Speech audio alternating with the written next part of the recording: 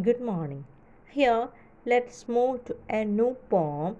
Do not go gentle into that good night. It is written by Dylan Thomas. Do not go gentle into that good night. Old age should burn and rave at close of day. Rage, rage against the dying of the light. Though wise men at their end know dark is right, because their words had fork nor lightning they. Do not go gentle into that good night. Good man, last wave by cry, crying how bright their frail deeds might have danced in a green bay. Rage, rage against the dying of the light. Wild men who caught and sang the sun in flight, and learned too late. They graved it on its way. Do not go gentle into that good night. Grave men near death, who say with blinding sight, blind eyes could blaze like meteors and be gay. Rage, rage against the dying of the light.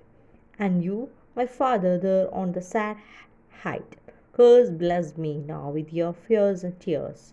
I pray, do not go gentle into that good night.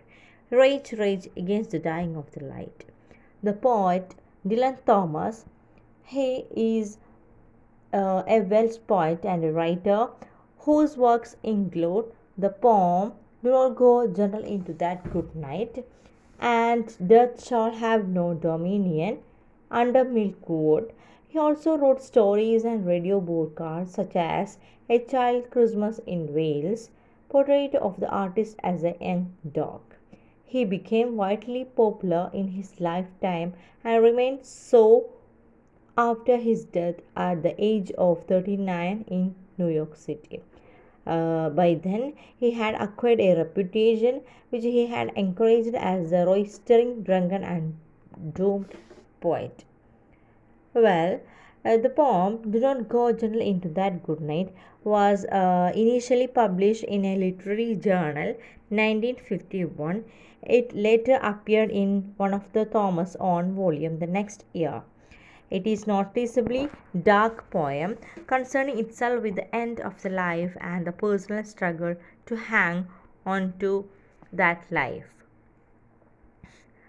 When we come to the poet,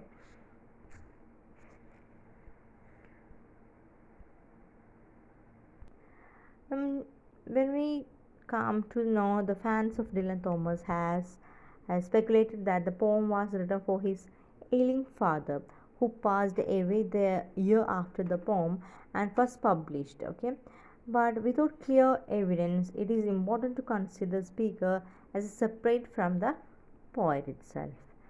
Don't calm peacefully welcome death. The poet says that we have to be not to go gentle into death. Instead, we have to fight against the bitter taste of death. The elderly should passionately fight against the death as their lives comes to an end. Resist the oncoming darkness of your death. Smart people at the end of their lives understand that death is inevitable, but because they haven't yet said anything or revolutionary, nothing powerful enough to shock the world like a bolt of lightning, refuse to peacefully accept death.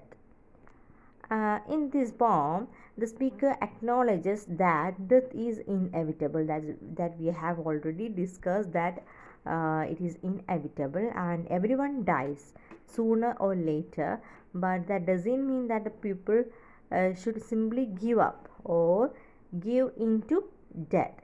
Instead, the speaker argues that people should fight fiercely and bravely against death. Indeed, the speaker suggests that helps to clarify something that people too often forget, and at the same time, that life is precious and worth fighting for. The poem tries to teach its readers how can we face death, and it starts with a basic fact that death is inevitable. As the speaker says in the line 4, wise men at their end know dark is right.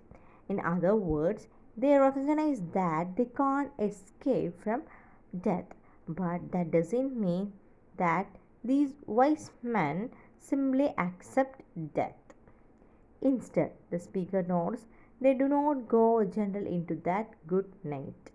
They resist death and trying to win more time and more life. The speaker treats this as a model for other people to emulate. The speaker wants people to rage against death.